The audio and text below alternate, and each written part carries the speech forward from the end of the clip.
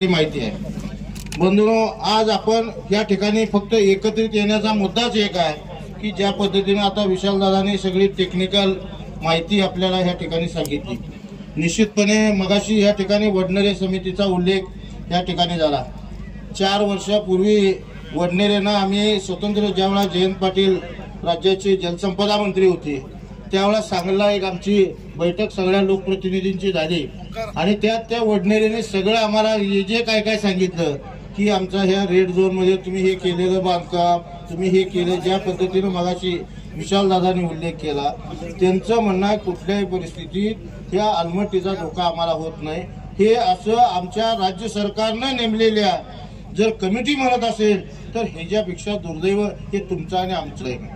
बंधूंनो, मगाशी अनेक ठिकाणी उल्लेख झाला कुणाचा निषेध कुणाचा काय, ह्याच्यापेक्षा सुद्धा सरकार कुणाचं आहे, काय आहे, कोण काय केलं, 10 वर्षापूर्वी काय झालं आणि 5 वर्षापूर्वी काय झालं, ह्याच्यापेक्षा सुद्धा हे थांबवणं हे तुमच्या आणि माझ्या दृष्टीनं सर्वात महत्वाचं आहे। आणि त्यासाठी म्हणून आपण पक्ष, गट, तट हे सगळे बाजूला ठेवू, सगळ्यांनी एकजुटीनं हा लढा आपण दिला पाहिजे। निश्चितपणे कर्नाटक सरकारची उंची वाढवण्यासाठी म्हणून जवळपास 10 वर्षापासूनची तयारी, त्यांचं सगळं इन्फ्रास्ट्रक्चर आज या ठिकाणी तयार आहे।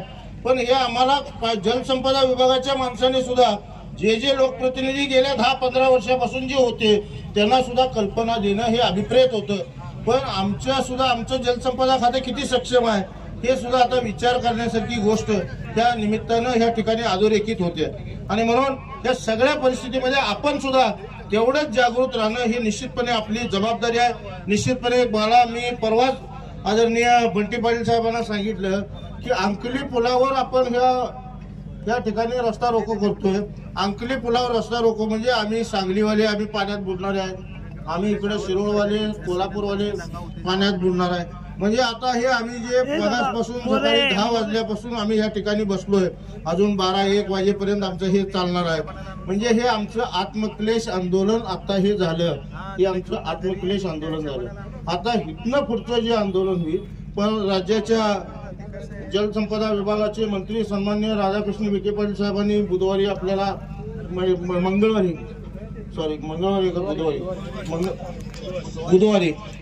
बुधवारी मीटिंग बोलवलेली आहे।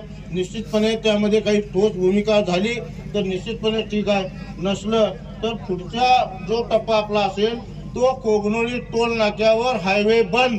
कारण जोपर्यंत आम्हाला जसं महाराष्ट्र सरकार आम्ही नुसतं आत्मक्लेश करायचा नाही तर ज्याला पाण्याचा लाभ होणार आहे त्याला सुद्धा आमची एकंदरीत तीव्रता ही कळली पाहिजे। कर्नाटकला सुद्धा आमची जर हे तीव्रता जर कळली नाही तर ह्याचा काही सुद्धा उपयोग नाही।